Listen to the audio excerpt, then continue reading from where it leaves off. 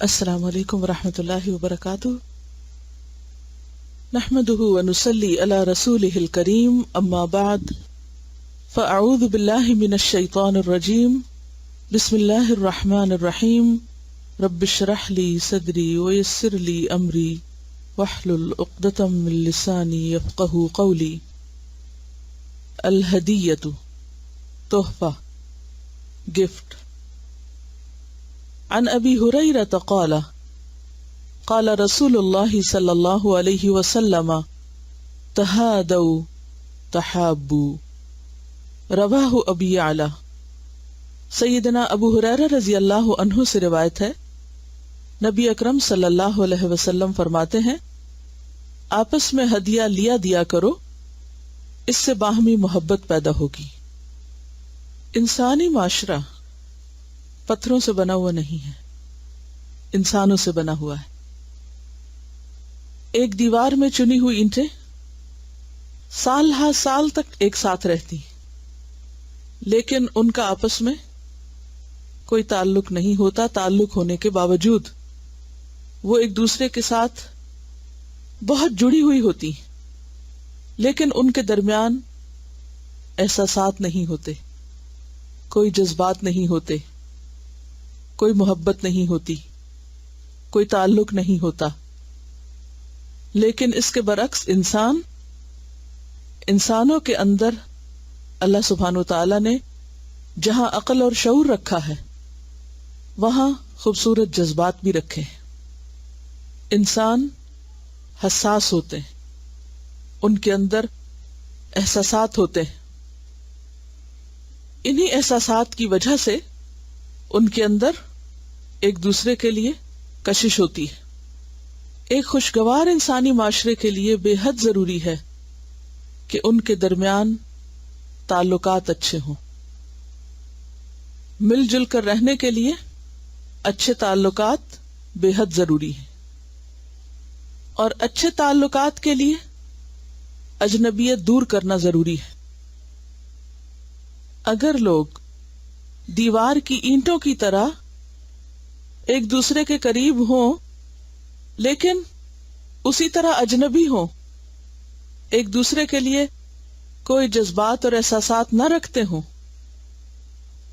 تو دیوار تو خوبصورت لگ سکتی ہے، لیکن انسانی معاشرے میں کوئی خوبصورتی نہیں ہو سکتی، ان کے درمیان کوئی بونڈنگ نہیں ہو سکتی۔ جس طرح سیمنٹ اینٹوں کو جوڑ کے رکھتا ہے، اسی طرح باہمی محبت، ایک دوسرے کی ضرورت انسانوں کو آپس میں جوڑ کے رکھتی ہے۔ تو اچھا معاشرہ کس پر مبنی ہے؟ اچھے تعلقات پر۔ اور اچھے تعلقات کے لیے کیا ضروری ہے؟ باہم اجنبیت دور کرنا۔ اجنبیت دور کرنے کے لیے اور انسانوں کو قریب لانے کے لیے ہمارے دین نے بہت سی اچھی چیزیں ہمیں سکھائی ہیں، بہت سے اچھے طریقے ہمیں بتائے ہیں، جن طریقوں پر عمل کر کے ہم باہم ایک دوسرے کے ساتھ بہترین طریقے سے زندگی بسر کر سکتے ہیں۔ وہ طریقے جن کو اختیار کرنے سے انسان صرف دنیا میں ہی فائدہ نہیں اٹھاتا، بلکہ اس کے ساتھ ساتھ اللہ کے ہاں اجر بھی پاتا ہے۔ مثلاً ان طریقوں میں ایک طریقہ ہے مسکرانا۔ دو لوگ جب ایک دوسرے کو دیکھ کر مسکراتے ہیں تو ان کے درمیان سے اجنبیت کی دیوار ختم ہو جاتی۔ یہ مسکرانا محض مسکرانا نہیں، بلکہ یہ مسکرانا کیا ہے؟ باعث اجر ہے، صدقہ ہے۔ تبسمک فی وجہ اخیک صدقہ، تمہارا اپنے بھائی کے چہرے کو دیکھ کے مسکرانا بھی صدقہ ہے۔ خندہ روئی سے، کھلے دل سے، کھلتے چہرے سے ملنا، یہ بھی صدقہ ہے، نیکی ہے۔ حدیث میں آتا ہے لا تحقرن من المعروف شیئا ولو ان تلقى اخاک بوجہ طلق، نیکی کے کسی بھی کام کو حقیر نہ سمجھو، خواہ تمہارا اپنے بھائی کو کھلے چہرے سے ملنا ہی کیوں نہ ہو۔ اسے نیکی بتایا گیا، اور اسے چھوٹی نیکی نہیں، بہت بڑی نیکی بتایا گیا کہ اسے حقیر نہ سمجھو، کیونکہ یہ کی ہے، بنیاد ہے، اصل ہے۔ اسی طرح باہم سلام، اور سلام بھی دعا ہے اور اجر و ثواب پانے کا ذریعہ ہے، محبت بڑھانے کا ذریعہ ہے، اور صرف زبانی کلامی سلام نہیں بلکہ مصافحہ کرنا. دو لوگ جب آپس میں ایک دوسرے سے ہاتھ ملاتے ہیں تو ان کے درمیان اجنبیت نہیں رہتی، اجنبیت ختم ہو جاتی. پھر معانقہ، پھر اسی طرح ایک دوسرے سے میل ملاقات اور اس کا اہتمام، جس کے لیے عام طور پر دعوتیں کی جاتی ہیں، اور پھر ایک دوسرے پہ خرچ کیا جاتا ہے، اور اسی خرچ کرنے کی قسم میں ایک قسم تحفہ ہے. تحفہ چھوٹا ہو یا بڑا ہو، تحفہ اسلامی شعار میں سے ہے. باہم ایک دوسرے کو ہدیہ دینا اسلامی طریقہ ہے. اسی طریقے کے بارے میں یہاں نبی صلی اللہ علیہ وسلم کچھ یوں فرما رہے ہیں اور انکریج کرتے ہوئے فرما رہے ہیں کہ تہادو امر کا صیغہ ہے، ایک دوسرے کو ہدیہ دیا کرو. فائدہ کیا ہوگا؟ تحابو، باہم محبت کرنے لگو گے، آپس میں محبت بڑھے گی. جب محبت بڑھے گی تو تعلقات مضبوط ہوں گے. پھر انسانی معاشرہ صرف ایک دیوار کی اینٹوں کی طرح نہیں ہوگا بلکہ ایک محبت بھرا معاشرہ ہوگا. اور انسان جب آپس میں محبت کرتے ہیں، ایک دوسرے کے قریب ہوتے ہیں، تو وہ ایک قوت بن جاتے ہیں. اور وہ قوت اس زندگی کے بڑے بڑے امتحانوں میں، بڑے بڑے مشکل کاموں میں انسان کو آسانی فراہم کرتی ہے. انسان کی ضرورت ہے، انسان تنہا نہیں رہ سکتا، لیکن اکٹھے رہنا بھی ایک مشکل ترین کام ہے اگر وہ اچھی بنیادوں پر نہ ہو. وہ پھر انسان کے لیے ایک اذیت، عذاب اور مصیبت بن جاتا ہے. اگر انسان باہم ایک دوسرے کے لیے محبت نہ رکھتے ہوں تو زندگی کا یہ سفر بہت کٹھن ہو جاتا ہے. شوہر بیوی میں محبت نہ ہو، بہن بھائیوں میں محبت نہ ہو، دوستوں میں محبت نہ ہو، ایک ساتھ کام کرنے والوں میں آپس میں کوئی تعلق نہ ہو تو چھوٹے چھوٹے کام بھی بہت مشکل لگنے لگتے ہیں. لیکن جب کوئی بھی تعلق محبت کی بنیاد پر ہوتا ہے تو اس میں باہم مل کر کام کرنا اور بڑے بڑے کام کرنا بہت آسان ہو جاتا ہے. لہذا یہاں پر نبی صلی اللہ علیہ وسلم باہمی محبت کے لیے جو گر بتا رہے ہیں وہ ہے تہادو، ہدیے کا لین دین. تہادو کا روٹ ہا دال یا ہے، اسی سے لفظ ہدیہ نکلا ہے.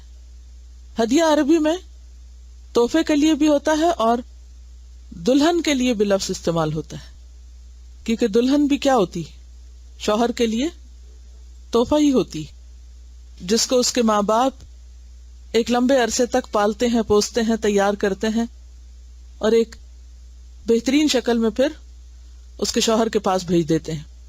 اور وہ بھی جتنی محبت کے ساتھ اس ہدیے کو قبول کرے اور جتنی محبت کے ساتھ اس کی کیئر کرے اور اسے رکھے تو اس پر اتنا ہی زیادہ ایک بہترین خاندان وجود میں آتا ہے.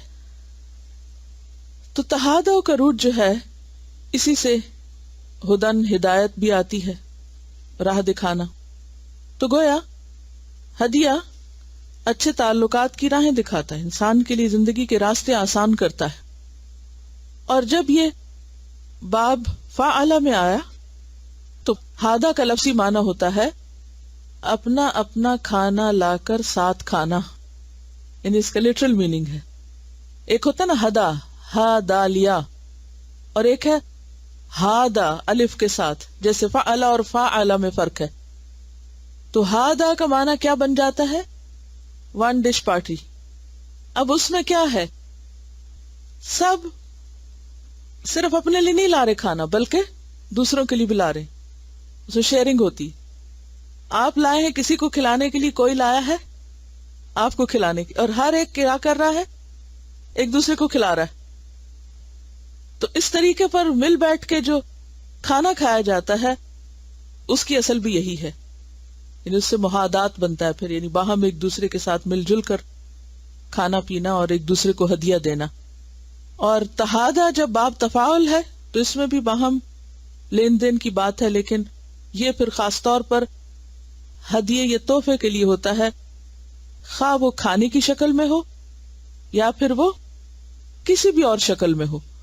ہدیے کی کئی شکلیں ہو سکتی ہیں، لیکن جو بنیادی چیز یہاں بتائی جا رہی ہے وہ کیا ہے؟ تہادو تحابو، ایک دوسرے کو ہدیہ دیا کرو، ایک دوسرے کو تحفہ دیا کرو، اس سے باہم محبت پیدا ہوگی۔ گویا یہاں ہر ایک کو باؤنڈ کیا جا رہا ہے، کس پر؟ دینے پر، کیونکہ ایک طرفہ طور پر تو یہ نہیں ہو سکتا، دو طرفہ ہی ہوگا۔ تہادو تفاعل اسی صورت میں ہو سکتا ہے جب دونوں طرف سے ہو۔ اور اگر آپ دیکھیں تو یہ جو انٹریکشن ہے، دو طرفہ تعلقات اور دو طرفہ لین دین، یہ اصول پوری کائنات میں ہے۔ تنہا اکیلا فرد وتر صرف ایک ہی ہے، اور وہ کون ہے؟ اللہ۔ باقی سب ایک دوسرے کی ضرورت ہے، ایک دوسرے کے ساتھ مل کر انسانوں کی تکمیل ہوتی ہے، اور صرف انسان نہیں بلکہ باقی چیزوں میں بھی اللہ نے جوڑے پیدا کیے ہیں۔ کوئی بھی چیز اکیلے کام نہیں کر سکتی۔ اب دیکھیے مختلف کیمیکلز کو باہم ملانے سے کیا چیزیں وجود میں آتی ہیں، مختلف انسانوں کے ذہنی اشتراک ہوتا ہے، کتنی بہترین چیزیں سامنے آتی ہیں۔ اسی طرح ہوا اور پانی کا باہم ملاپ ہوتا ہے تو بادل بنتے ہیں، پھر اسی طرح بارش زمین میں آتی ہے تو وہ بیج کے ساتھ ملتی تو ایک اور پودا نکلتا ہے، پھر جو پودے نکلتے ہیں وہ آگے پھل دیتے ہیں، پھر وہ مزید آگے چیزوں میں ملتے ہیں۔ اسی طرح کھانا پکانے میں آپ دیکھیں، صرف اگر آپ پانی ابالتے رہے تو کیا پیئیں گے اور کیا کھائیں گے؟ اس میں کوئی دوسری چیز پڑے گی تو اس سے ہی کھانا بنے گا نا۔ تو یہ جو باہم ملاپ ہے یہ ہر چیز میں پایا جاتا ہے اور ضرورت ہے۔ فزیکلی بھی چیزیں ملتی ہیں اور بعض اوقات دور رہ کے بھی ایک دوسرے کو لین دین کا عمل جاری رہتا ہے۔ مثلا سورج آپ دیکھیں تو وہ سب کو دے رہا ہے، روشنی دے رہا ہے۔ اسی طرح ہوا ہے، دینے والی چیز ہے۔ اسی طرح ستارے ہیں تو روشنی دے رہے ہیں، سمندر ہے، پانی، ہر چیز جو ہے وہ دو طرفہ تعاون کے اصول پر عمل کر رہی ہے، اور اس تعاون میں بھی ہر ایک کے اندر دینے کی صلاحیت زیادہ ہے بنسبت لینے کی۔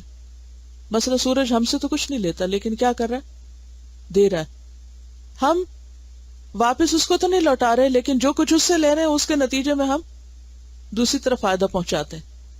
اب سمندر پہ سورج کی روشنی پڑتی ہے، حرارت پہنچتی ہے اس کو، تو وہ واپس شاید سورج کو تو کچھ نہ دے، اس کو تو کچھ نہیں ملے گا، لیکن وہ کسی اور کو دینے کا ذریعہ۔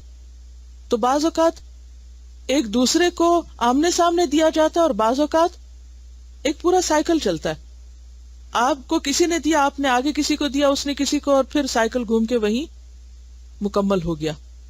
لیکن اسلام انسانوں میں دینے کا مزاج پیدا کرتا ہے، اور یہ بات کتاب کے بالکل شروع میں بتا دی گئی کہ یہ کتاب کس کو ہدایت دیتی ہے؟ یقیمون الصلاۃ ومما رزقناہم ينفقون، دینے کا مزاج رکھتے ہیں، اور مما رزقناہم ہر چیز کو سمیٹ لیتا ہے، صرف مال نہیں۔ تو دینا سب پر لازم ہے، اور دینے سے ہی دینے والے کے مال میں اور دوسری چیزوں میں اضافہ ہوتا ہے۔ عام طور پر یوں لگتا ہے جیسے لینے سے چیز بڑھے گی، جبکہ اسلام کیا بتاتا ہے؟ دینے سے بڑھے گی۔ تم دو گے تو تمہارے مال میں اور اضافہ ہوگا۔ اور یہ ایک عام بات ہے جو سب کو سمجھ میں آتی ہے کہ پانے کے لیے دینا ضروری ہے، اور اس میں چھوٹی چھوٹی چیزوں سے آپ سبق لے سکتے ہیں۔ مثلا آپ دیکھیں وینڈنگ مشین ہے، اگر آپ اس میں کوائن ڈالیں گے نہیں تو کیا نکلے گا؟ کچھ بھی نہیں، جتنے چاہیں بٹن پریس کرتے رہیں۔ اے ٹی ایم کارڈ ہے، وہ ڈالیں گے تو ہی پیسے نکلیں گے۔ بینک میں کچھ جمع کرائیں گے تو کیش کر سکیں گے، تو جو جمع نہیں کراتا بینک میں تو وہ کیش بھی نہیں کر سکتا۔ اسی طرح ہمارا ایک ایموشنل بینک اکاؤنٹ بھی ہوتا ہے، یعنی صرف منی اکاؤنٹ نہیں ہوتا بلکہ ایموشنل اکاؤنٹ بھی ہوتا ہے۔ اگر آپ اپنے ایموشنز کا اظہار نہیں کرتے، آپ دیتے نہیں، تو آپ کو ملے گا کہاں سے؟ تو اگر ہم صرف لینے والے بن جائیں اور دینے کا نام نہ لیں تو ہم لینے والوں میں بھی شامل نہیں ہو سکتے۔ کہیں نہ کہیں جو آپ نے کمی کی وہ پلٹ کر آپ ہی پر آئے گی۔ تو آپ دیکھیے کہ دینے میں پھر بہت ساری چیزیں ہیں، انسان اپنی زکوٰۃ بھی دیتا ہے، صدقہ بھی دیتا ہے، خیرات بھی دیتا ہے، لیکن ان سب میں سے ہدیہ کس طرح فرق ہے؟ ہدیہ اور زکوٰۃ میں کیا فرق ہے؟ ہدیہ اور صدقے میں کیا فرق ہے؟ کیونکہ نیچر تو ایک ہی ہے نا، کیٹیگری تو ایک ہی ہے جس میں سب دیا ہی جا رہا ہے. ہدیہ اور صدقے میں فرق یہ ہے جو نبی صلی اللہ علیہ وسلم نے بتا دیا، تہادو تحابو. زکوٰۃ، صدقہ، خیرات اور ہدیے میں یہ فرق ہے. اگرچہ زکوٰۃ، صدقہ، خیرات بھی خیر لاتا ہے، یعنی خیرات خیر لاتی ہے، لیکن ہدیہ محبت لاتا ہے.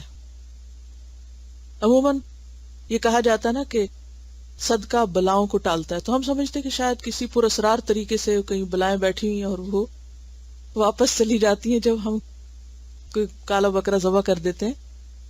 لیکن اگر ہم دیکھیں تو جب ہم کسی کو دیتے ہیں، جب ہم دینے والے ہوتے ہیں اور یک طرفہ طور پر دے رہے ہوتے ہیں اور دے رہے ہوتے ہیں اور دے رہے ہوتے ہیں، پھر کبھی ہم سے دوسرے کے حق میں کوئی کمی کوتاہی بھی ہو جاتی ہے، ہوتا نا ایسے. اب جو دینے والا ہوتا ہے اس کی کمی کوتاہیوں پر کیا چیز پردہ ڈال دیتی ہے؟ کیا چیز آپ کو اس سے جوڑے رکھتی ہے؟ اس کا وہ دینا. مثلا آپ کسی کو دیتے ہیں اور بغیر کسی طلب رکھے آپ دیتے جاتے کچھ نہیں مانگتے اس سے. پھر ایک دن ایسا ہوتا ہے کہ آپ انسان ہیں، آپ کمزور ہیں، آپ سے کوئی غلطی ہو جاتی ہے، آپ اس کو جہاں پیار محبت دے رہے تھے، کچھ مالی چیز دے رہے تھے، وہاں آپ نے کسی دن کو سخت بات بھی کہہ دی. ہو جاتا ہے نا ایسے. جیسے چلے ماں اور بچوں کا ہی دیکھ لیں، پھر وہ برا کیوں نہیں لگتا؟ ایسے شخص کی ڈانٹ بھی بری کیوں نہیں لگتی؟ کیونکہ وہ بہت دفعہ آپ کو ثابت کر چکا ہوتا ہے کہ وہ آپ سے محبت کرتا ہے، وہ آپ کا خیر خواہ ہے. لہٰذا جب وہ کسی وقت کچھ انسان ہونے کے ناطے آپ کے ساتھ زیادتی بھی کر جاتا ہے کچھ، تو آپ دل سے برا نہیں چاہتے اس کا، آپ کے دل میں پھر بھی قدر باقی ہوتی ہے، کیونکہ آپ کو وہ ساری اس کی خیر خوبی بھلائی یاد آنے لگتی ہے کہ اس نے یہ بھی تو میرے ساتھ احسان کیا. چلو کوئی بات نہیں، اگر یہ ہو گیا تو چھوڑو اس کو کیا پکڑ کے رکھنے کی ضرورت ہے. لہٰذا آپ کو پھر وہ چیز دوبارہ اس کی طرف لے جاتی ہے کیونکہ وہ دینے والا ہے. تو اب کیا ہوا؟ بلا ٹلی کہ نہیں؟ اچھا، بلا یہاں کیا تھی؟ لڑائی جھگڑا فساد اور سخت خرابی. کس چیز نے روک لی یہ خرابی؟ اس دینے نے. آپ دیکھیں جیسے ماں باپ دے رہے ہوتے تو ڈانٹتے بھی ہیں، لگا بھی دیتے ہیں، مارتے بھی ہیں کبھی، یا نہیں؟ پھر تھوڑی دیر کے بعد آپ دیکھیں کہ بچہ پھر آ کے گود میں بیٹھ جاتا ہے. کیا چیز مار کھا کے بھی اسے گود میں لاتی ہے؟ کیا چیز لاتی؟ وہ یک طرفہ طور پہ جو آپ اس کو دیتے رہے وہی چیز آپ کی طرف کھینچ کے لا رہی ہے اس کو. لیکن اگر آپ دینے والے نہیں ہیں نا، اگر آپ کبھی پیار نہیں کرنے والے بچے کو اور صرف ڈانٹ رہے ہیں، تو پھر ایسے بچے بھاگ ہی جائیں گے. اچھا، اسی طرح آپ دیکھیں استاد کا معاملہ ہوتا ہے. استاد آپ کو پڑھاتا ہے، سکھاتا ہے، اپنی جان مارتا ہے، کسی دن ڈانٹ بھی دیتا ہے، تو آپ بھاگ جاتے ہیں. کیوں؟ کیونکہ آپ کو یقین ہوتا ہے کہ یہ ہمارا خیر خواہ، اگر اس نے ہمیں ڈانٹا بھی ہے تو خیر خواہی کی وجہ سے ڈانٹا ہے. لہٰذا وہ چیز آپ کو دوبارہ اس کی طرف پلٹا لاتی ہے، تو بلا ٹل جاتی ہے نا. ورنہ تو کیا ہوگا، آپ اس خیر سے محروم ہو جائیں گے جو اس سے آپ کو مل سکتی. اور یہی معاملہ کسی بھی انسان کا ہے. جہاں انسان کو کچھ ملتا ہے وہاں انسان خود بخود رک جاتا ہے، اور جہاں سے کچھ نہیں ملتا وہاں سے انسان کا دل اٹھ جاتا ہے، دل بھر جاتا ہے. اسی طرح آپ دیکھیں، آپ نے بہت دفعہ تجربہ کیا ہوگا، آپ کسی کو تھوڑا دیتے ہیں اور آپ کو اس کے بدلے میں زیادہ مل جاتا ہے. آپ اس کو دیتے ہیں، ادھر سے دگنا آپ کے پاس آ جاتا ہے. بہت دفعہ آپ سب کا یہ تجربہ ہوگا، ہاتھوں کی آزمائی ہوئی چیز ہوگی. یعنی گویا آپ کسی کی ضرورت پوری کر رہے ہیں، وہ آگے کسی کی وہ پلٹ کے آپ ہی تک آنا ہے. یہ ہو نہیں سکتا کہ آپ کسی کے ساتھ خیر کریں اور آپ کی طرف نہ پلٹے. ان احسنتم احسنتم لانفسکم، ان احسنتم، اگر تم نے اچھا کیا، کس کے لیے کیا؟ احسنتم لانفسکم، اپنے ہی لیے کیا. آپ نے کسی کو دیا، اس کو نہیں دیا، وہ دراصل اپنے آپ ہی کو دیا، کیونکہ اللہ آپ ہی کی طرف اس کو پلٹا کے لائے گا. تو باہمی محبت انسان کی ضرورت ہے، اور یہ محبت گھر سے باہر نہیں، سب سے پہلے گھر کے اندر شروع ہوتی ہے. جب ہم ایسی حدیثیں پڑھتے ہیں تو عام طور پہ ہم کیا سمجھتے ہیں کہ اچھا وہ کسی کو ہم دیں گے تو پھر کسی سے ہمارے تعلقات اچھے ہو جائیں گے، تو پھر نہیں، اس کا آغاز کہاں سے ہونا چاہیے؟ گھر سے ہونا چاہیے. بعض اوقات ہم سمجھتے ہیں کہ ماں باپ صرف دینے والی چیز ہوتے ہیں، ان کو کبھی دینے کی ضرورت نہیں ہوتی، ان کو تو واپس کسی تحفے کی ضرورت نہیں ہوتی. انہیں ضرورت واقعی نہیں ہوتی، لیکن تحفہ ضرورت کے لیے نہیں دیا جاتا. یہ ایک اور فرق ہے. نمبر 1، تحفہ وہ ہے جو محبت سے دیا جاتا ہے، محبت بڑھانے کے لیے دیا جاتا ہے. اور نمبر 2، ضروری نہیں کہ تحفہ ضرورت کی چیز ہی دی جائے، یا ضرورت ہی کے وقت دیا جائے، یا ضرورت پوری کرنے کے لیے دیا جائے. ضرورت پوری کرنے کے لیے بھی ہو سکتا ہے اور ضرورت کے علاوہ بھی ہو سکتا ہے. یہ قدردانی میں اضافے کا ذریعہ ہوتا ہے. آپ دیکھیں کہ آپ میں سے جو مائیں ہیں اور ان کے بچے ہیں، اگر کبھی کسی بچے نے کاغذ پر بھی لکھ کر کچھ آپ کو دے دیا تو اس سے آپ کے دل میں اس کی قدر بڑھی یا نہیں بڑھی؟ 2 اچھے بول اس نے بول دی، آپ کے لیے قدر بڑھی یا نہیں بڑھی؟ کوئی چھوٹی سی چیز اس نے لا کر آپ کو دے دی، بھلے آپ نے وہ استعمال نہیں بھی کی، اس سے محبت بڑھی یا نہیں بڑھی؟ دعا نکلی یا نہیں نکلی؟ ہوتا ہے نا. تو یہ اتنے بڑے نفسیاتی راز ہے یہاں پر جو بتایا جا رہا ہے. اور نبی صلی اللہ علیہ وسلم کی یہ باتیں جو ہیں، یہ کسی کتاب سے پڑھی ہوئی باتیں نہیں، یہ وحی الہی پر مبنی باتیں ہیں. اس رب کی باتیں ہیں جو اس وحی خفی کی شکل میں آپ کے دل پہ القاء کی گئی، اور وہاں سے آپ بولے وما ينطق عن الهوى ان هو الا وحی یوحی. یہ وہ انسپریشن ہے، وہ ریویلیشن ہے جو آپ کو دی گئی، اور اس کے مطابق آپ نے لوگوں کی رہنمائی کی. یہ سب سے سچی باتیں ہیں جن پر عمل کرنے سے، جن کا تجربہ کرنے سے انسان صرف خیر ہی پاتا ہے. یہ الگ بات ہے کہ ہم اس کو اس جذبے اور اس نیت کے ساتھ نہیں کرتے. تحفوں کا لین دین ہر سوسائٹی میں ہوتا ہے، ہر کلچر میں ہوتا ہے، لیکن وہ روح نہیں ہوتی جو روح آپ کو اسلام دیتا ہے. اور پھر وہ اعتدال بھی سکھاتا ہے، حدود بھی بتاتا ہے کہ اس میں ترتیب کیا ہوگی، کس کو کتنا دینا ہوگا، کب دینا ہوگا. لیکن عموماً یہ چیزیں یا تو رسم و رواج بن جاتی ہیں، یا دوسری ایکسٹریم کے رسم و رواج کے نام پہ بالکل ہی ختم کر دی جاتی ہیں. لین دین ہی بند کر دیا جاتا ہے کہ یہ رسمیں ہیں. سب دونوں ایکسٹریم سے پرہیز کرنے کی ضرورت ہے. نہ تو اس کو رسم دنیا سمجھ کے کرنا ہے، اور نہ ہی اس کو ایک بوجھ اور مصیبت سمجھ کر، اور نہ ہی اس میں اپنی حیثیت اور وسعت سے بڑھ کر، بلکہ اسی طریقے پر اور اسی مقصد اور اسی جذبے کے تحت کہ تحفہ ہے ہی وہ جو محبت بڑھائے. جو تحفہ محبت ختم کر دے، یا جو تحفہ بوجھ بن جائے، یا جو تحفہ رسم بن جائے، بے روح بن جائے، وہ تحفہ نہیں. تو سب سے پہلے ہمیں تحفے کی ڈیفینیشن پتہ ہونی چاہیے کہ تحفہ ہے کیا. تو کیا ہے؟ وہ جو خوشی سے دیا جائے، محبت بڑھانے کا ذریعہ ہو، اور جو ضرورت پوری کرنے کے لیے نہیں بلکہ خوش کرنے کے لیے، جو دوسرے کو خوش کرنے کے لیے دیا جائے.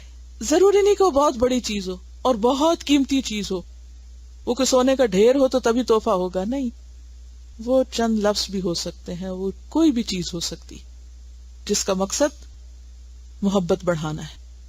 کیونکہ انہوں نے آپ کی ضرورت اور آپ کی نیڈ اور اس سب کو سامنے رکھ کے ایک اچھی چیز دی. ٹھیک ہے، یعنی تحفے کی قسمیں ہیں، لیکن تحفہ صرف اس وقت نہیں ہوتا کہ جب کوئی بھوکا بیٹھے تو آپ کھانا دیں اور کہ یہ تحفہ ہے آپ کے لیے. لیکن جب آپ تحفہ دیں تو جس کو دے رہے ہیں اس کی شخصیت اور اس کی ضرورت اور اس کے ماحول کو دیکھ کر دیں، تاکہ اس کو وہ استعمال کر کے پھر مزید خوش ہو. یعنی وہ خوشی بڑھانے کا ذریعہ بنا رہے. وہ صرف ضرورت پوری کرنے کے لیے نہیں ہوتا. تحفے کا مقصد ضرورت پوری کرنا نہیں ہوتا، تحفے کا مقصد محبت بڑھانا ہوتا ہے. بہترین تحفہ وہ ہے جس میں دونوں کام ہو جائیں، ضرورت بھی پوری ہو اور محبت بھی بڑھے. لیکن بعض اوقات آپ کسی کو جب تحفہ دینے لگتے ہیں تو آپ سوچتے ہیں اس کو تو یہ بھی نہیں چاہیے، یہ بھی نہیں چاہیے، یہ بھی نہیں چاہیے، تو پھر اس کو کیا دیا جائے؟ کچھ بھی دے دیا جائے جس سے وہ خوش ہو جائے. ورنہ تو انسان کسی ایسے شخص کو کچھ دے ہی نہیں سکتا جس کے بارے میں آپ کو پتا ہے اس کے پاس سب کچھ ہے. تو پھر ان سے محبت کیسے بڑھے گی؟ کیونکہ اصل مقصد ہی تحفے کا کیا ہے کہ دوسرے کو خوش کیا جائے. اصل میں نیت اگر پیچھے یہ ہونا کہ میرا اصل مقصد دوسرے کا دل خوش کرنا ہے، اور بہترین نیکی کیا ہے؟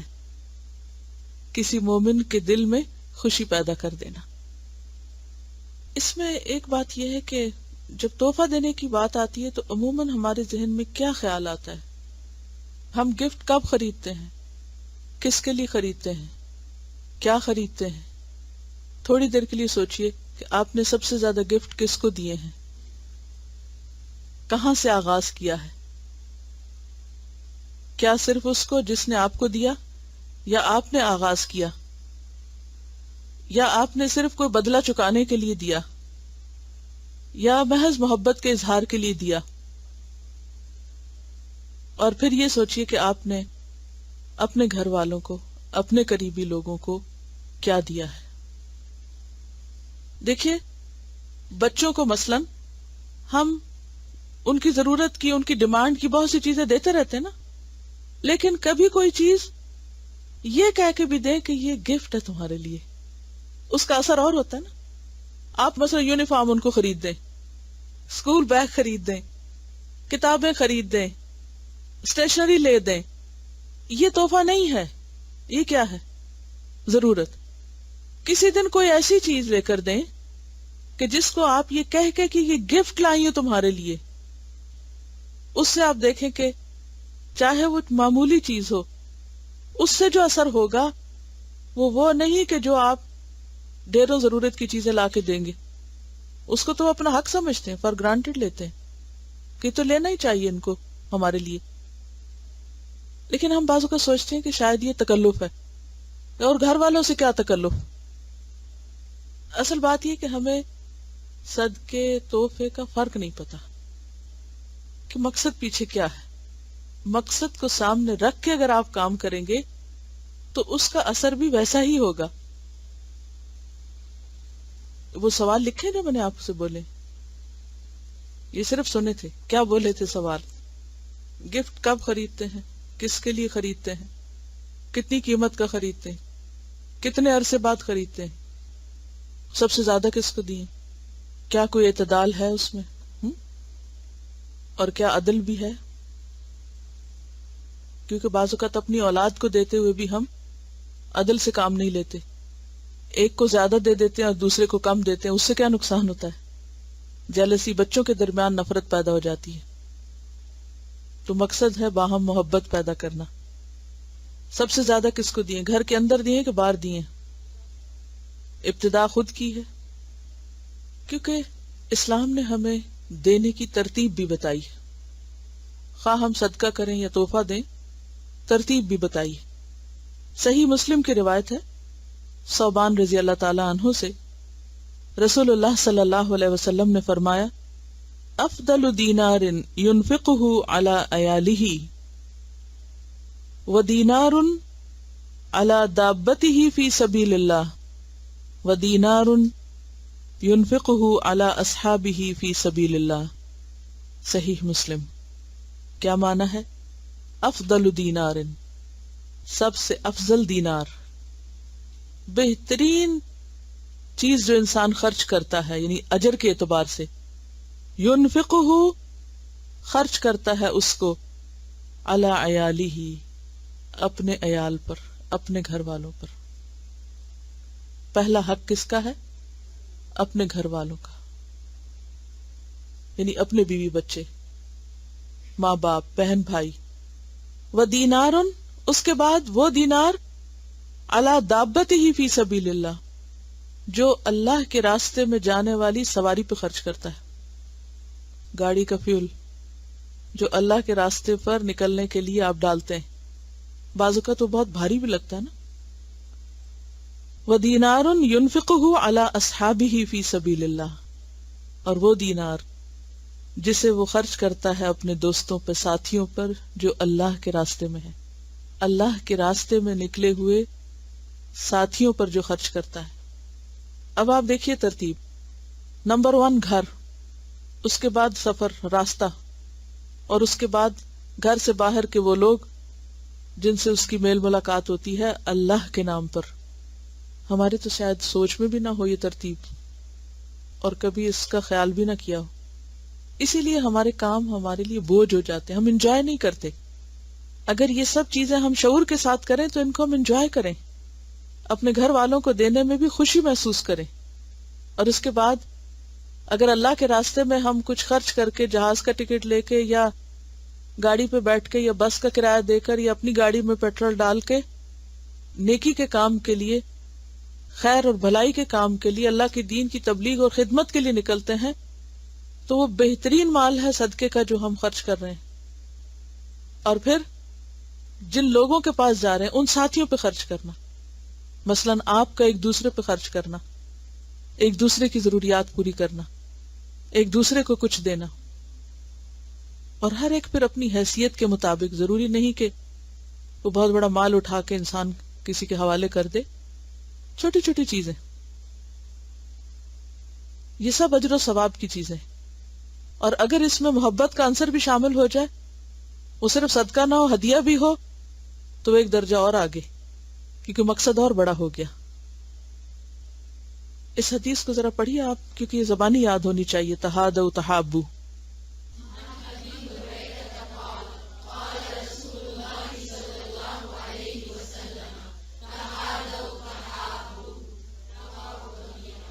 ٹھیک. اگلی حدیث.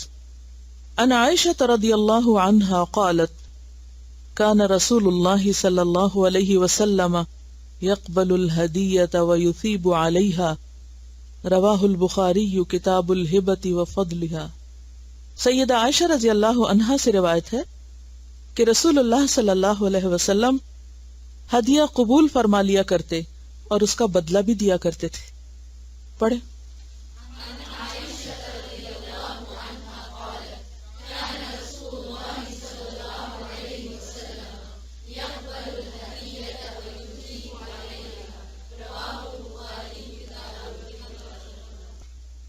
ان عائشہ, حضرت عائشہ رضی اللہ عنہا سے روایت ہے, قالت کہتی ہیں, کانا تھے رسول اللہ, اللہ کے رسول صلی اللہ علیہ وسلم, یقبل الہدیہ, قبول کر لیتے ہدیے کو, یعنی آپ تحفہ قبول کیا کرتے تھے. ویثیب علیہا, اور اس پر ثواب بھی دیتے, یعنی بدلہ. ثواب کا معنی ہوتا ہے نا بدلہ, اس پہ بدلہ دیتے. ایک اور حدیث سے پتہ چلتا ہے کہ ولا ترد الہدیہ, اگلی حدیث میں لکھا ہوا, ہدیہ لوٹاؤ مت, یعنی کوئی ہدیہ لائے تو اس کو واپس نہ کرو کہ نہیں مجھے نہیں چاہیے, آپ رکھ لو اپنے پاس ہی. دس از روڈ. چاہے معمولی چیز ہو, جیسے کہ ایک اور حدیث سے پتہ چلتا ہے کہ آپ نے فرمایا کہ اگر مجھے کسی بکری کے بازو اور پائے کے گوشت پہ بھی دعوت دی جائے تو میں قبول کر لوں گا. مجھے بازو یا پائے کا گوشت تحفہ بھیجا جائے تو میں اسے بھی قبول کروں گا. یعنی معمولی سے معمولی چیز جس کی کوئی ویلیو نہ ہو, اس کو بھی خوشی سے قبول کرنا چاہیے.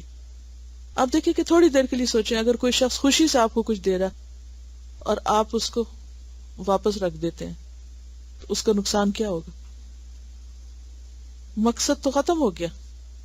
وہ چیز جو محبت بڑھانے کا ذریعہ تھی اب وہ نفرت میں اضافے کا ذریعہ بن گئی. پھر اسی طرح بدلہ دینے میں ضروری نہیں کہ ویسی ہی چیز دی جائے, کیونکہ بعض اوقات ویسی چیز اویلیبل نہیں ہوتی یا وہ انسان کی حیثیت میں نہیں ہوتی, کیونکہ ہر انسان دینے والا اپنی حیثیت کے مطابق دیتا ہے.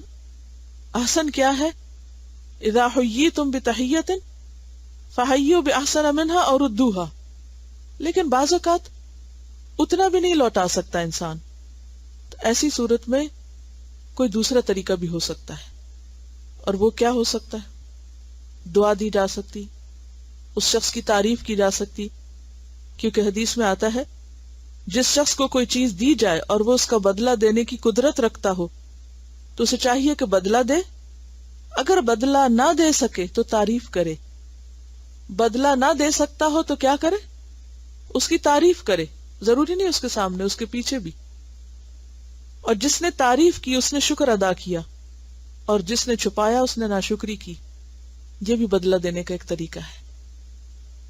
کیونکہ بعض لوگ تحفہ کیوں لوٹا دیتے ہیں, کیوں نہیں قبول کرتے, کیوں ان پہ بوجھ بن جاتا ہے؟ کیونکہ ان کو یہ ڈر ہوتا ہے کہ ہم یہ واپس نہیں کر سکتے, ہم لوٹا نہیں سکیں گے تو ہم نہیں لیتے. یا وہ اپنے اوپر ایک بوجھ سمجھ لیتے ہیں.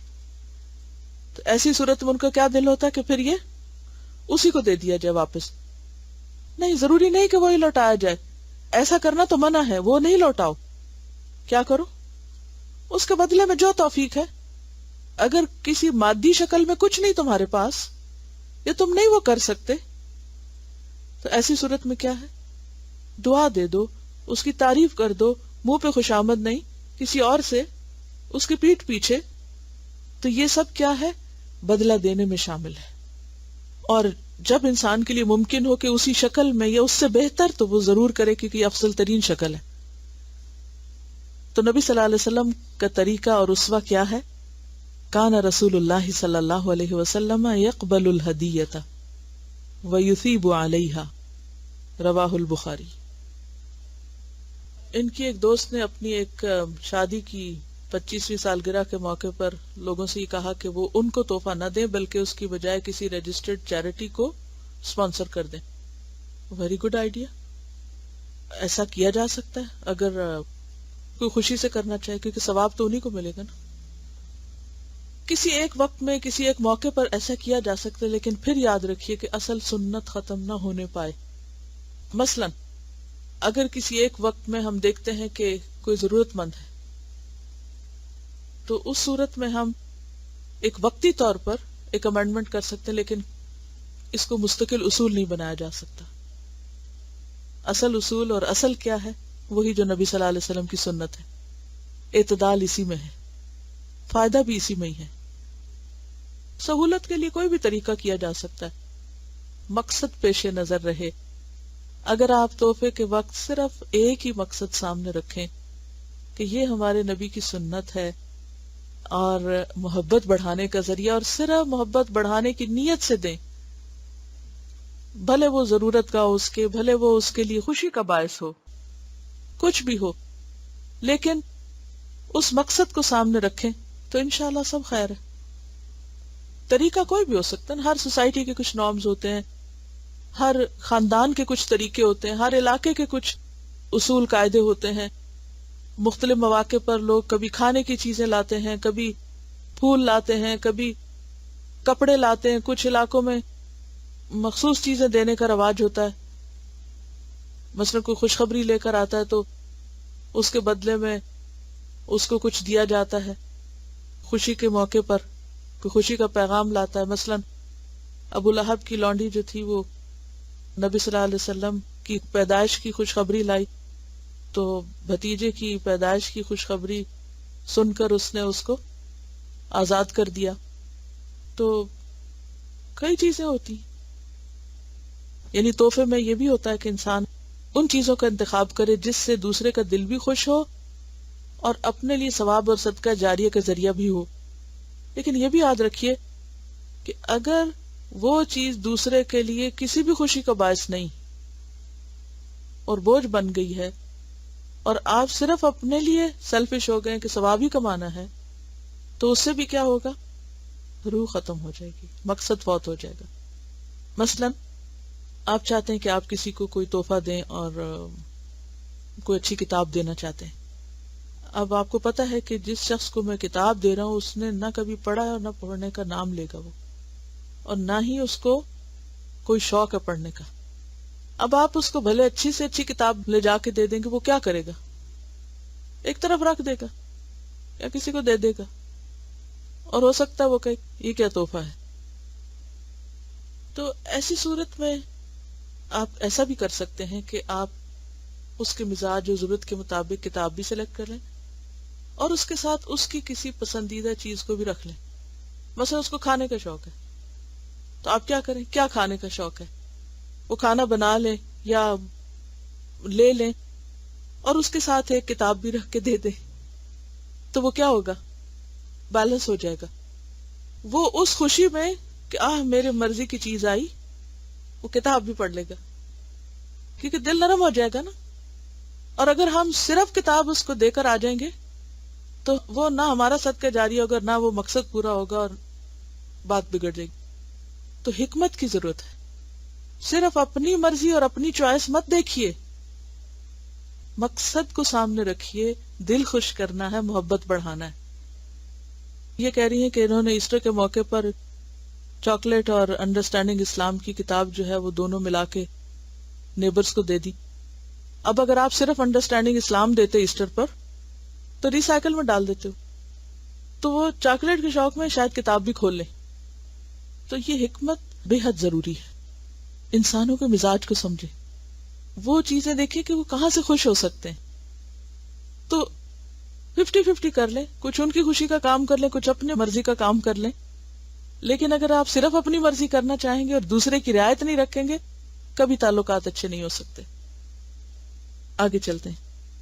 عن عبداللہ قال قال رسول اللہ صلی اللہ علیہ وسلم اجیب الداعیہ ولا ترد الہدیۃ ولا تضرب المسلمین.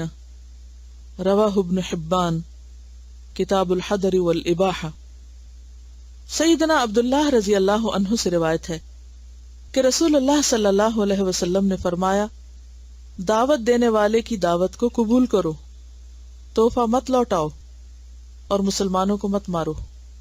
پڑھے.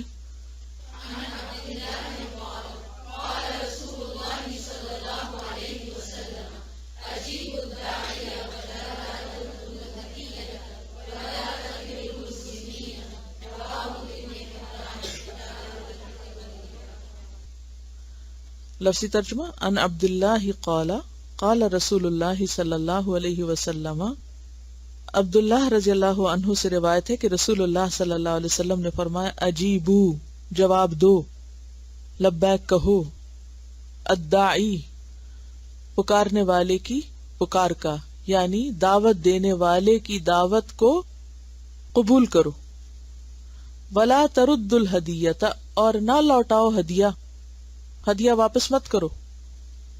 ولا اور نہ تضربو تم مارو المسلمین مسلمانوں کو, یعنی اپنے بھائیوں کو مارو مت. اور اگر یہاں ضرب سے مراد قتل ہو تو من قتل مؤمنا فجزاؤہ جہنم خالدا فیہا. اور ایک انسان کو مارنا پوری انسانیت کو مارنا ہے, کیونکہ انسانی حرمت ختم ہوتی, انسانی حرمت پامال ہوتی. اب یہاں پر 3 باتوں کا ذکر ہے. ایک تو ضرب مسلم سے پرہیز ہے, دوسری ہدیہ نہ لوٹانا ہے, اور تیسری دعوت قبول کرنا ہے. تو عام طور پر دعوت اور تحفہ ساتھ ساتھ ہوتے ہیں, تو اس لیے یہاں بھی دونوں کا ذکر اکٹھے آیا ہے. ایک کیسٹ بھی ہے ہماری, تحفے اور دعوتیں. دعوت پر بلانا اور دعوت پر جانا اور دعوت قبول کرنا کیوں اتنا ضروری ہے, اور اس پر نبی صلی اللہ علیہ وسلم نے حکم کیوں دیا, اور اس حکم پر عمل کرنا کیوں ضروری ہے؟ تو بات یہی ہے کہ میل ملاپ انسانی ضرورت ہے. سوشلائزنگ انسان کی نیڈ ہے. انٹریکشن فطرت کا قانون ہے. انٹریکشن سے انسان ایک دوسرے سے انس حاصل کرتا ہے, نئی نئی باتیں سیکھتا ہے, ذہنی ارتقاء ہوتا ہے.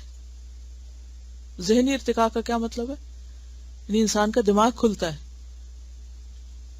انسان اپنے مسائل کے حل کے لیے دوسروں سے مدد لیتا ہے, ان کے تجربات سے فائدہ اٹھاتا ہے. خیر خواہی کا حق کیسے ادا ہو سکتا ہے جب تک انسان کسی سے ملے ہی نہ؟ کیا گھر بیٹھ کے آپ کسی کی خیر خواہی کر سکتے ہیں؟ بہت مشکل ہے, بہت کم حصہ ہو سکتا ہے اس کا.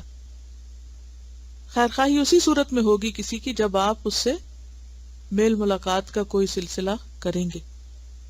پھر میل ملاقات خوشی کے حصول کا ذریعہ بھی بنتا ہے. انسان خوش ہوتا ہے انسانوں کو دیکھ کر, انسان دوسروں سے نفع حاصل بھی کرتا ہے اور دوسروں کو نفع پہنچاتا بھی ہے. عام طور پر ہماری ملاقاتیں اور میل ملاپ اور دعوتیں کس نوعیت کی ہوتی ہیں؟ کبھی باہم رشتہ دار مل بیٹھتے ہیں, کبھی دوست مل بیٹھتے ہیں, کبھی ملے جلے لوگ ہوتے ہیں. تو ایسی صورت میں جب خاندان کے اندر مثلاً کوئی شادی ہو, کوئی ولیمہ ہے یا کوئی اور دعوت ہے, تو انسان کو اسے قبول کرنا چاہیے اور اس کے لیے وقت نکالنا چاہیے.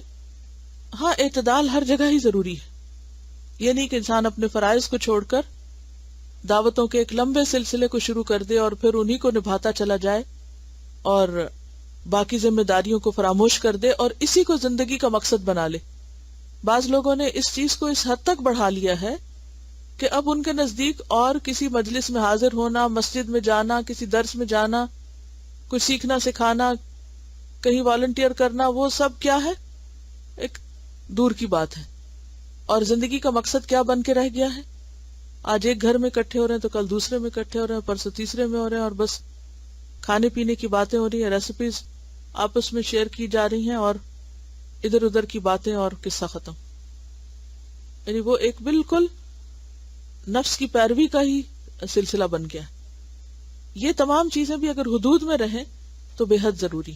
نہ تو انسان ایسا ہو کہ کبھی کسی کے ہاں جائے ہی نہ کسی کو بلائے اور نہ کہیں جائے، اور نہ ہی ایسا ہو کہ انسان لازم کر لے کہ لازمی ہر ہفتے کہیں جانا اور ہر ہفتے کوئی آئے گا.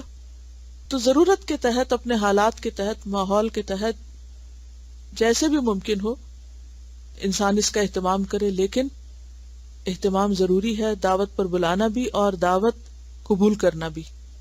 اس کی فریکوینسی کیا ہو، ہر شخص اپنے حالات کے مطابق اس کو سیٹ کر سکتا ہے. صحابہ کرام کی دعوتیں کتنے کھانوں پر مشتمل ہوتی تھی. ویسے بھی عربوں کی فوڈ انتہائی سمپل ہوتی تھی، کوئی اسپائسز نہیں ہوتے تھے، نمک کے سوا کسی چیز کو نہیں جانتے تھے.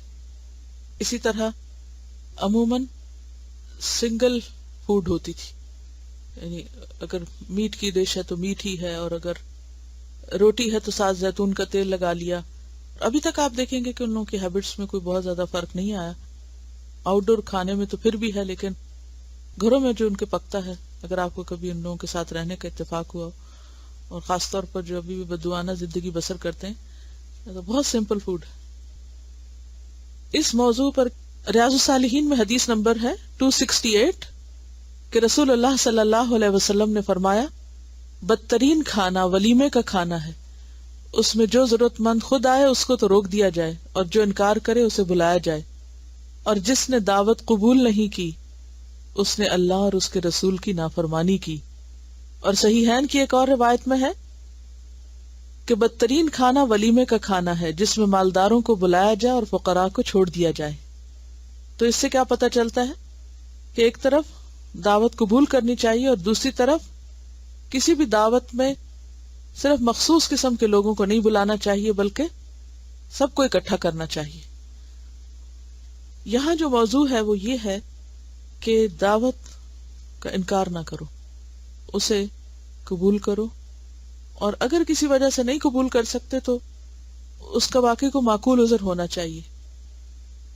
اگلی حدیث ہے ان ابی ہریرہ قال قال رسول اللہ صلی اللہ علیہ وسلم من عرض علیہ ریحان فلا يرده فإنه خفیف المحمل طیب الریح. رواہ مسلم، کتاب الالفاظ من الادب. سیدنا ابو ہریرہ رضی اللہ عنہ سے روایت ہے، رسول اللہ صلی اللہ علیہ وسلم نے فرمایا، جس کو خوشبودار پھول دیا جائے وہ اس کو نہ لوٹائے، اس لیے کہ اس کا کوئی بوجھ نہیں اور اس کی خوشبو عمدہ ہے. پڑھے.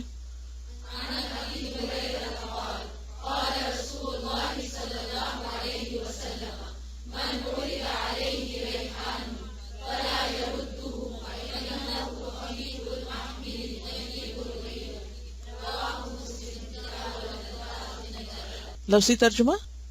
ان ابی ہریرہ، ابو ہریرہ رضی اللہ عنہ سے روایت ہے، قالا کہا انہوں نے، قال رسول اللہ فرمایا رسول اللہ صلی اللہ علیہ وسلم نے، من جو کوئی عرض علیہ پیش کیا گیا اس پر، ریحان خوشبودار پھول، سورۃ الرحمن میں بھی ریحان کا ذکر آتا ہے نا، فلا یردہ تو وہ اس کو رد نہ کرے، ریجیکٹ نہ کرے، لوٹائے نہیں. کیوں نہیں لوٹائے؟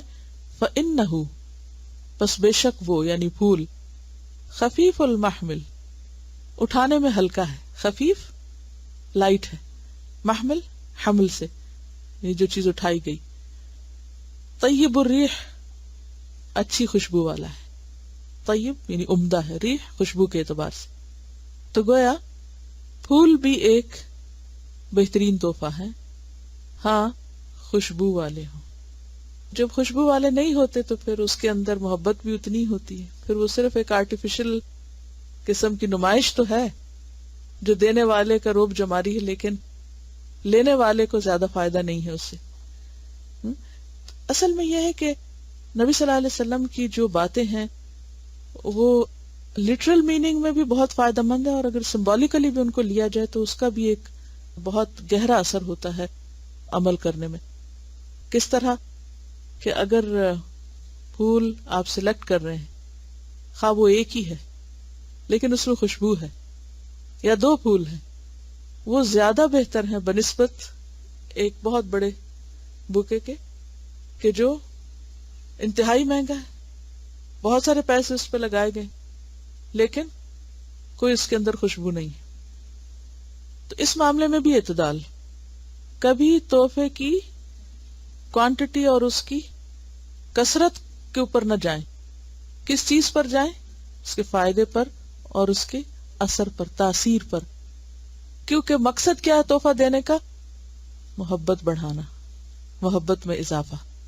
اور ویسے بھی خوشبو کا تحفہ بہترین تحفہ ہے. نبی صلی اللہ علیہ وسلم خوشبو کے تحفے کو نہیں لوٹاتے تھے، خوشبو کا تحفہ پسند کرتے تھے. یہ کہتے ہیں کہ اتنے پھول دیے ہم نے، لیکن اگر یہ حدیث پتہ ہوتی اور شعوری طور پر دیتے تو کتنا اجر ہوتا.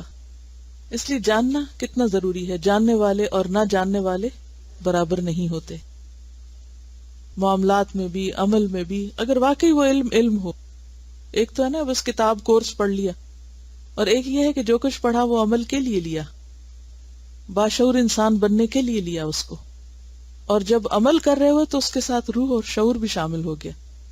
یعنی کہ پھر ہمیں کسی بھی تحفے کو دیتے ہوئے ضرور یہ دیکھنا چاہیے کہ اس میں کہیں اسراف تو نہیں ہو رہا، یا اس کا میکسیمم کتنا فائدہ ہے. مثلا کوئی بیمار ہے، آپ اس کے لیے ڈھیروں پھول لے جاتے اور اس کو اس وقت کسی ایسی چیز کی ضرورت ہے کہ جو اس سے زیادہ بہتر ہو سکتی، تو وہاں ضروری نہیں کہ آپ پھول ہی. اور پھر یہ کہ پھول بھی اتنے نہیں کہ جو اٹھانے میں بوجھل ہوں، کیونکہ یہاں جس پھول کی بات ہو رہی ہے وہ اٹھانے میں بھی ہلکا ہے. نہ تو کسی کے دل پہ بوجھ بنے اور نہ کسی کے اٹھانے میں بوجھ ہو، بلکہ مقصد پورا ہو جائے. اور دوسرا یہ ہے کہ ایسے پھول جو فوراً ہی مرجھا جائیں یا کچھ دن کے بعد ختم ہو جائے، اس کے بجائے اگر آپ ایسا پودا لے جائیں کہ جو اگتا رہے اور گرو کرتا رہے اور لانگ ٹرم دوسرے کو فائدہ پہنچاتا رہے، تو وہ بھی زیادہ بہتر ہے بنسبت اس کے کہ صرف پیسے وقتی ایک ایسی چیز پر ضائع کر دیے جائیں جس کا کوئی زیادہ بہتر نتیجہ آنے والا نہیں. نبی صلی اللہ علیہ وسلم کی جو خوبیاں ہیں ان میں سے ایک خوبی کیا ہے؟ اوتیت جوامع الکلم، مجھے جامع کلمات عطا کیے گئے ہیں. بڑی بڑی کتابیں آپ کے چند لفظوں میں سمٹی ہوئی ہیں اگر ان پر غور کیا جائے اور ان کو سمجھا جائے تو. اب آپ دیکھیے، ابھی بات ہو رہی تھی نا کہ ضرورت والی چیز کی. ٹھیک ہے، تحفہ کسی کی ضرورت بھی پوری کر سکتا ہے اور کام آنا چاہیے، بیکار چیز نہیں ہونی چاہیے. لیکن پھر یاد رکھیے کہ وہ ایک اچھے جذبات کی عکاسی کرنے والا ہونا چاہیے، کہ آپ ایموشنل اکاؤنٹ میں کچھ جمع کرا رہے ہیں. ایک یہ ہے کہ آپ کسی کو ایک چیک کاٹ کے دے دیں تحفے میں اور وہ اپنے بینک اکاؤنٹ میں جا کر اس کو جمع کرا لے پیسے کی شکل میں، اور ایک یہ ہے کہ آپ اس کی خوشی کا باعث بنے، اس کی ضرورت بھی پوری کریں لیکن اس کو خوش کر دینے والی چیز ہو. کیونکہ تحفے کا مطلب جذباتی ضرورت پوری کرنا ہے. انسان کی مختلف ضروریات ہوتی ہیں نا، کھانا بھی انسان کی ضرورت ہے اور بھی چیزیں ضرورت ہیں. ٹھیک ہے، اگر آپ ایک ایسا تحفہ خریدتے ہیں جس میں ایک انسان کی 1 2 3 4 ضروریات پوری ہوتی ہیں، اعلیٰ درجے کا تحفہ ہے. لیکن اگر آپ وہ سب کچھ نہیں بھی کر سکتے تو ایٹ لیسٹ اس پہلو کو کبھی نظر انداز نہ کریں، اور وہ کیا ہے؟ ایموشنل ضرورت. بعض اوقات ہم دوسرے کو کھانا بھی دیتے رہتے ہیں، ضرورت بھی پوری کرتے رہتے ہیں، مگر ہم اس کے ایموشنز کو ہرٹ کرتے رہتے ہیں. تو جذبات کا خیال رکھنا اور کسی کا دل خوش کرنا یہ بھی بے حد ضروری ہے. کیونکہ چھوٹی سی چیز کیا ثابت کرتی ہے؟ کہ تم میرے نزدیک اہم ہو. You are important to me. لو انفقت ما فی الارض جمیعا ما الفت بین قلوبہم. زمین میں جو کچھ ہے سارا بھی خرچ کر دو تو تم ان کے دلوں میں محبت نہیں ڈال سکتے. ولکن اللہ الف بینہم، یہ اللہ ہے جس نے محبت ڈالی. اللہ نے کیسے ڈالی؟ ان تعلیمات کے ذریعے، ان اچھے نسخوں کے ذریعے، اور اس چیز کو ہم نظر انداز کر دیتے ہیں۔ اب یہ کہ اگر کسی کے پاس پھول نہیں ہے اور ایک بکری کا کھر ہے، اب وہ کیا کرے؟ وہ اپنی محبت سے وہی پیش کرنا چاہتا ہے۔ اب لینے والے کا دل بڑا ہونا چاہیے، اور اس کو کھر کی طرف نہیں دیکھنا چاہیے، پائے کی طرف نہیں دیکھنا چاہیے، کس چیز کی طرف دیکھنا چاہیے؟ یہ کس دل سے دے رہا ہے؟ سبحانک اللہم و بحمدک نشہد ان لا الہ الا انت نستغفرک و نتوب الیک۔ السلام علیکم و رحمۃ اللہ وبرکاتہ۔